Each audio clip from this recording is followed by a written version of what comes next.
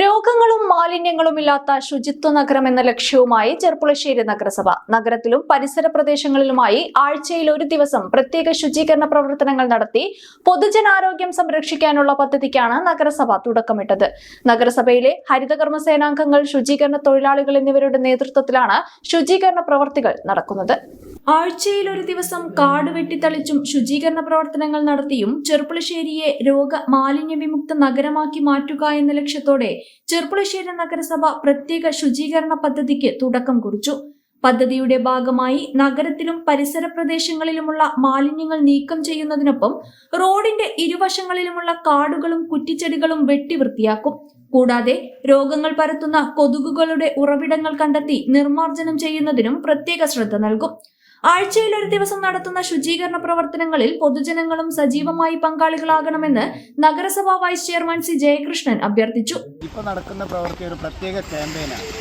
Shop, diarrhoea, അതോടൊപ്പം തന്നെ രോഗവിമുക്ത, മാലിന്യ വിമുക്ത നഗരസഭ എന്ന രീതിക്കനുസരിച്ച്, ശരിക്കും പറയാം, മാലിന്യ വിമുക്ത, രോഗവിമുക്ത നഗരസഭ എന്ന രീതിക്കനുസരിച്ച് എവിടെയെങ്കിലും ഞങ്ങളുടെ പ്രദേശത്ത്, നമ്മുടെ ടൗൺ പ്രദേശത്തോ അല്ലെങ്കിൽ കുഗ്രാമങ്ങളുടെ ഭാഗങ്ങൾ എവിടെയാണെങ്കിലും അവിടങ്ങളെല്ലാം മാലിന്യം ഇപ്പോഴും ഉണ്ടെങ്കിൽ ആ മാലിന്യം പരമാവധി നിർമ്മാർജ്ജനം ചെയ്യുന്നതിൻ്റെ രീതിയിലാണ് ലക്ഷ്യം.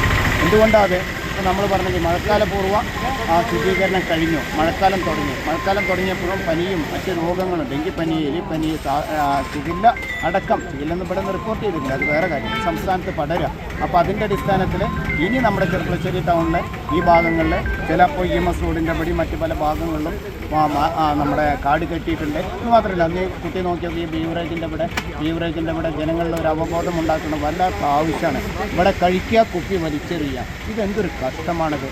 നമ്മുടെ ജനങ്ങൾക്ക് ഒരു അവബോധം ഉണ്ടാക്കണമല്ലോ. ആ കുപ്പി വലിച്ചെറിയണത് അവിടെ നമ്മൾ ഒരു പ്രാവശ്യം ഇവിടെ വൃത്തിയാക്കിയില്ല, പുല്ല് വന്നപ്പോൾ സ്വാഭാവികമായിട്ടും പുല്ലുള്ള ഭാഗങ്ങൾക്ക് കൊണ്ടുപോകുക. ഇതിലൊക്കെ ജനങ്ങളും കൂടെ നിന്നാലേ കഴിയും. നമ്മുടെ കണ്ടിജൻസി ജീവനക്കാർ ഓടി വന്ന് ഇതെല്ലാം വൃത്തിയാക്കുന്നുണ്ട്. അപ്പോൾ അങ്ങനെ കാണുന്ന ഭാഗങ്ങളെല്ലാം വൃത്തിയാക്കലാണ്. കൊതുക് കഴിഞ്ഞ രോഗങ്ങൾ ഒക്കെ വരാനുള്ള ഏറ്റവും വലിയ സാധ്യത ഉള്ള ഭാഗമാണ്.